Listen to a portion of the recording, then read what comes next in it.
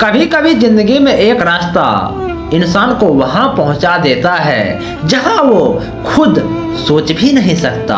आज की कहानी मेहनत, संघर्ष और ईमानदारी से जन्मे एक ऐसे किरदार की है जिसने फाइलों की धूल में दबे सपने उठाए, गांव की चुप्पी में पले दर्द को आवाज देने का काम किया और बीडीओ की कुर्सी से विधायक की कुर्सी तक का सफर तय किया।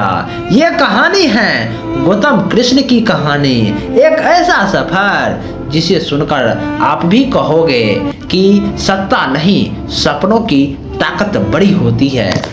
हेलो दोस्त, सबसे पहले मेरा परिचय, मेरा नाम रंजित भैया। दोस्त, आज मैं आपको गौतम कृष्ण का कहानी बताना चाहूंगा कि आखिर गौतम कृष्ण ने कैसे बीडीओ का त्यागपत्र देते हुए विधायक बनने तक का सफर तय किया।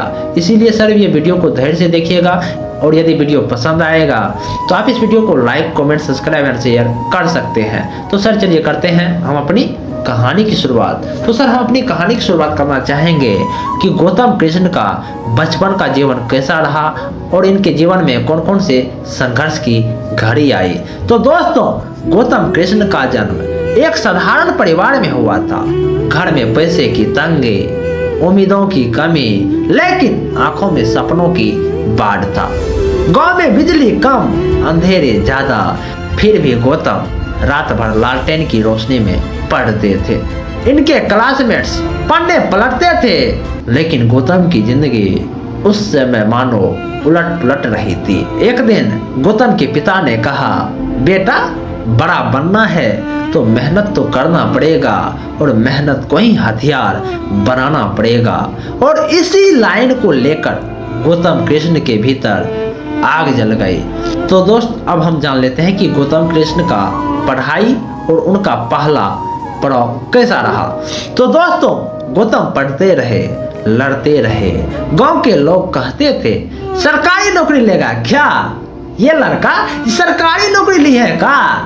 लेकिन उसने ठान लिया था, दशरथ माझी की तरह उसने ठान लिया था, जब तक नौकरी लेंगे नहीं तब तक छोड़ेंगे नहीं। गौतम कृष्ण का सालों की मेहनत के बाद गौतम कृष्ण बीडीओ, जिसे ब्लॉक डेवलपमेंट ऑफिसर के रूप में गौतम कृष्ण ने ज्वाइनिंग किया। गौतम कृष्ण का पहला दिन, लाखों फाइलें, अनगिनत शिकायतें, लेकिन दिल में बस एक ही बात, मैं कुछ बदल कर दिखाऊंगा, मैं कुछ बदल कर दिखाऊंगा। गौतम ने अपनी पोस्टिंग को नौकरी नहीं जिम्मेदारी समझा। गांव गांव घूमे, सड़कें भी बनवाए, स्कूल में बेंच भी लगवाए, दलित टोला में पानी भी पहुंचाया और मजदूरों के पैसे सीधे बैंक में डालना शुरू कर दिया। लोग कहने लगे, सरकारी अफसर हो तो ऐसा, सरकारी अफसर हो तो ऐसा। लेकिन बदलाव की राह आसान तो आप जानते होंगे कि आसान नहीं होता। तो दोस्त, अब हम जान लेते हैं कि गौतम कृष्ण को कैसे सिस्टम से टकराना पड़ा और गौतम कृष्ण क्यों बीडीओ पद से इस्तीफा दे दिए। तो दोस्तों, जब गौतम ने भ्रष्टाचार पर चोटें मारे तो तंत्र की पुरानी दीवारें हिलने लगी। लोभी ठेकेदार, दबंग नेता और अंदरूनी विरोध एक साथ खड़े हो गए। गौतम को धमकियां मिलने लगी, ट्रांसफर की सिफारिशें भी हुई, लेकिन वो टस मस नहीं हुए, वो टस से मस नहीं हुए। उन्होंने कहा, अगर डर गया तो मेरे गांव का एक एक बच्चा हार जाएगा। लोगों ने पहली बार किसी वीडियो में अपने दर्द की छवि को देखी थी। तो दोस्त, अब हम जान लेते हैं कि आखिर कैसे गौतम कृष्ण को जनता का प्यार भरपूर मिला और वो कैसे राजनीतिक उनके जीवन में मोड़ भी आया। तो दोस्तों, धीरे धीरे लोगों के दिल में बस गए गौतम। गांव की महिलाएं कहने लगे, ये हमारे बेटा हैं, भगवान ने भेजा है ये अफसर को, भगवान ने भेजा है ये अफसर को।